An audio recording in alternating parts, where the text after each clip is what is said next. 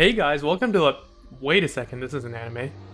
Welcome to fucking Murder Drones. A show where mankind is dead, blood is fuel, and there are sentient robots but they still get blue screens, so like hell is basically full. Now, you may be wondering why I, Sue, an anime YouTuber, am talking about a cheesy Australian-American YouTube TV show about a rebellious teenage robot and her genocidal buddies. Yeah, you know, after I just put it that way, I'm not exactly sure either.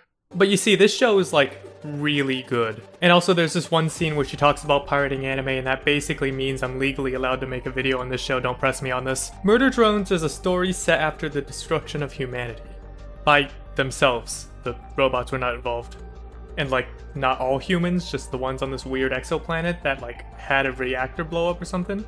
That's one way to get rid of humanity for your post-apocalyptic robot story, I guess. Also, these Shadows House looking people are the humans, yeah, I don't know either. Murder Drones features two types of drones. The worker drones, which is what our main character is and what runs this whole drone society, including but not limited to robot schools, robot apartments, and robot babies? How the fuck does that work?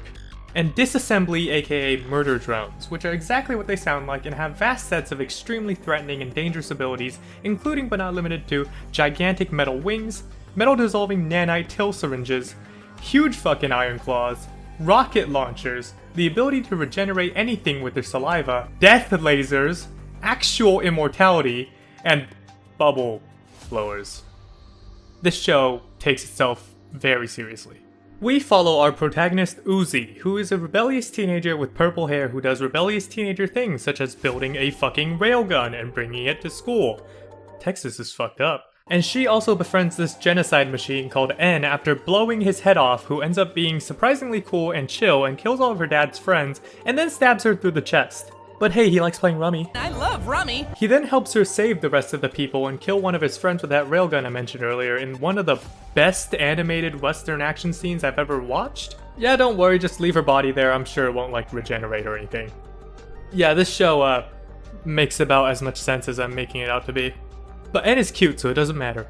Ironically, the abundance of tropey characters and awkward interactions spice up this show rather than take away from it, due to most of the characters being almost exactly that, tropes. The main character is the most generic, rebellious teenager ever. Thad is the most generic popular kid, and the rest of the worker drones are basically just character archetypes pulled straight out of High School Musical. Really, the only characters that aren't super stereotypical are the murder drones, which are the ones that, you know, have chainsaw hands. All of this should make a show really boring and feel unoriginal, but it doesn't because this show does not take itself seriously, and also these characters are supposed to be all robotic and shit. This also makes it pretty easy to tell which characters matter to the story, since most of them have relatively unique personalities compared to the rest, like N and V, the murder drones, Uzi as the show goes on, and this girl who speaks Russian and is also a Sith Lord. It's fine, Uzi gets these powers later too. She also,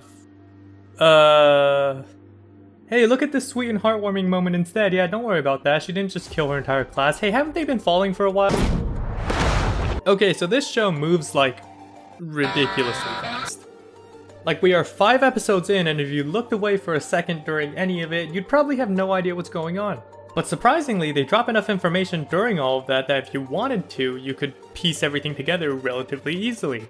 I mean, there's only 5 episodes out right now and they're on a 2-month release schedule, so I don't expect the full story to be figure-outable anytime soon, but you get enough to generally know where your story's going while leaving tons of open questions to be speculated about while we wait on the next episode.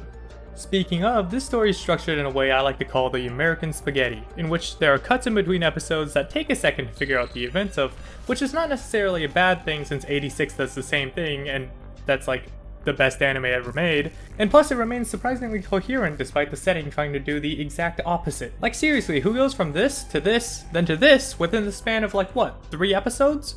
I'm not going to go into too much detail about the plot behind the show because you've really just got to experience the show for yourself to make any sense of it.